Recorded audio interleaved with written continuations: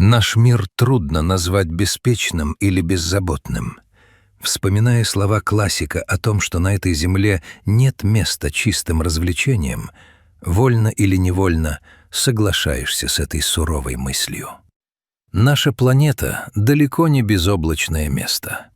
Ежедневно нас окружают тревожные новости, бесконечная суета, холодок человеческого равнодушия и постоянная борьба за выживание. Серые бетонные джунгли крупных мегаполисов часто кажутся абсолютно глухими к чужой боли. Однако именно на фоне этой беспросветной повседневности храбрость, доброта и искреннее милосердие светят особенно ярко. В противовес философской грусти и скепсису хочется рассказать историю, которой поделилась жительница Нью-Йорка по имени Джиллиан Роджерс. Это простая, но бесконечно трогательная притча о том, как одна нечаянная встреча в подземке может вернуть веру в человечество. В тот поздний осенний вечер Нью-Йорк выглядел особенно неуютным. Затяжной дождь, начавшийся еще с полудня, превратил улицы в бесконечное море мокрого асфальта и грязных луж. Воздух был пропитан сыростью и холодным ветром, пронизывающим до самых костей. Прохожие спешили прятаться воротниками плащей и куток, пряча глаза под зонтами и мечтая лишь об одном — поскорее оказаться в тепле своих квартир. Джиллиан Роджерс возвращалась домой после тяжелого изнурительного дня. В ее глазах читалась усталость, накопленная не просто за день, а за долгие годы непрерывного труда. Джиллиан была человеком особого склада, основательницей и руководителем собственного приюта для бездомных животных. Каждую неделю через ее руки и сердце проходили десятки искалеченных, брошенных, испуганных собак и кошек. Она, как никто другой, знала обратную сторону мегаполиса, человеческую жестокость, легкомыслие и то ужасное, звенящее одиночество, на которое люди так легко обрекают своих меньших братьев. Спустившись на станцию метро, Джиллиан надеялась хотя бы немного отдохнуть в пути. В подземке было шумно и душно, но хотя бы сухо. Гудящие поезда, скрежет металла по рельсам, бесконечный поток людей, уткнувшихся в экраны телефонов. Обычная нью-йоркская рутина. Джиллиан вошла в вагон, нашла свободное место и закрыла глаза, пытаясь отвлечься от тяжелых мыслей о том, хватит ли у приюта средств на закупку медикаментов и корма на следующий месяц.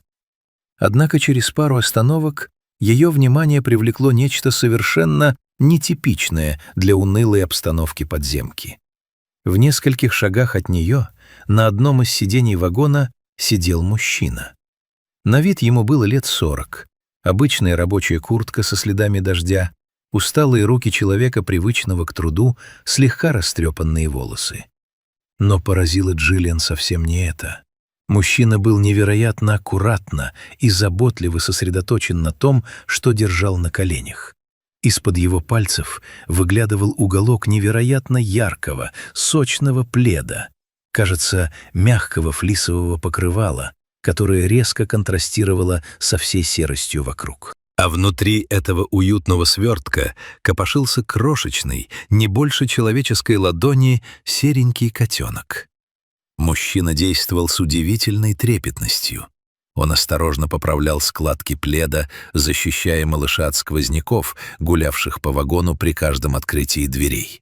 Но на этом картина не заканчивалась. Спустя мгновение мужчина достал из кармана небольшую детскую бутылочку с соской, налитую теплым молоком, и, бережно придерживая крошечную головку котенка, начал его кормить.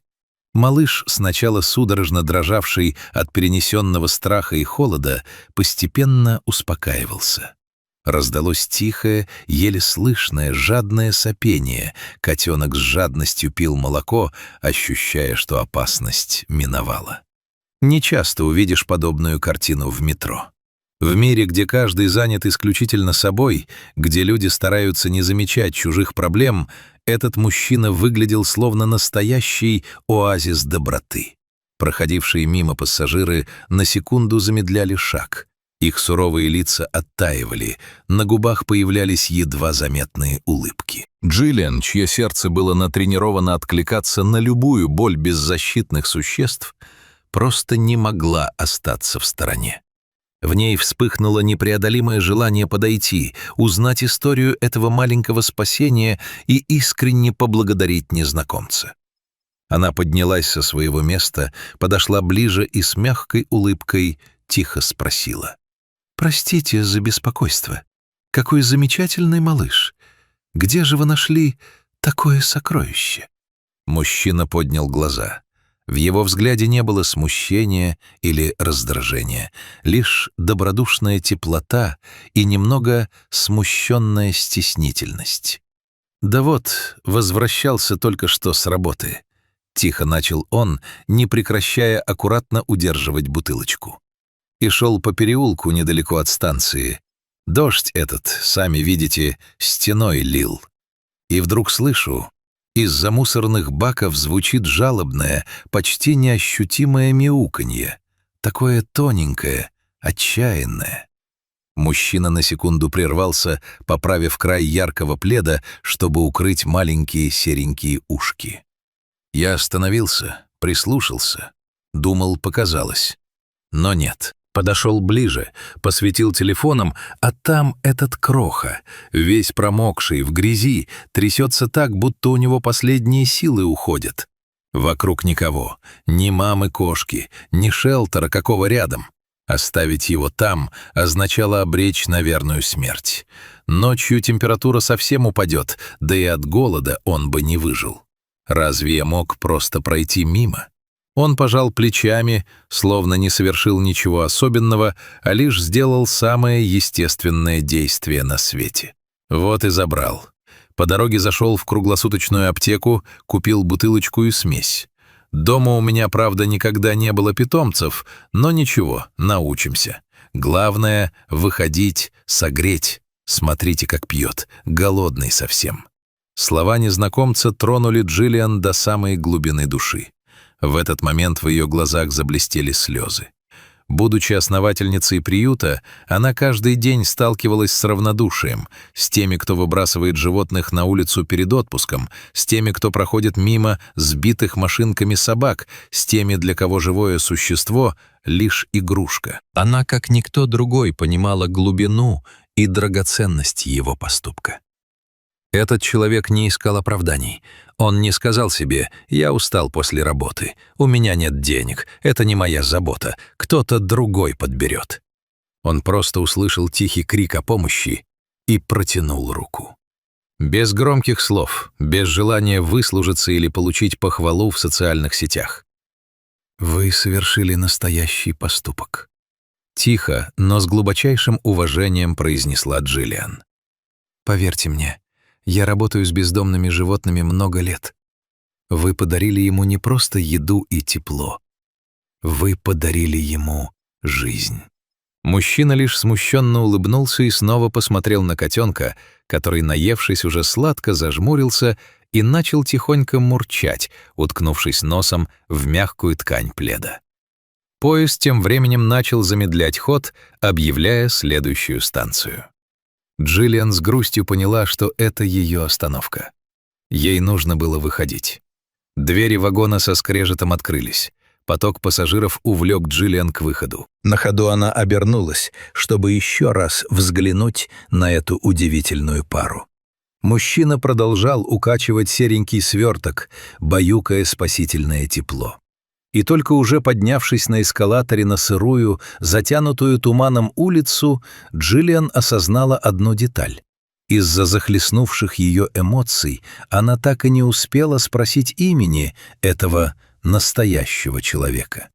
Она не узнала, как он планирует назвать своего нового четвероногого друга, маленького серенького котенка, чей мир изменился навсегда за один вечер. Но была ли эта деталь так важна? История, которую Джиллиан Роджерс позже рассказала своим друзьям и коллегам, быстро разлетелась вокруг. Она стала напоминанием для каждого из нас. Пусть наш мир далеко не безоблачен, пусть в нем действительно мало места для беспечных развлечений и легких радостей, в наших силах сделать его немного теплее. Человек в метро остался безымянным героем одного дождя. Но его простой, исполненный милосердия жест показал: до тех пор, пока среди нас есть люди, способные укрыть замерзшую жизнь ярким пледом и накормить ее из бутылочки в шумном вагоне метро, у этого мира есть надежда. Настоящее человеческое сердце способно разогнать любую тучи и согреть даже самый холодный город.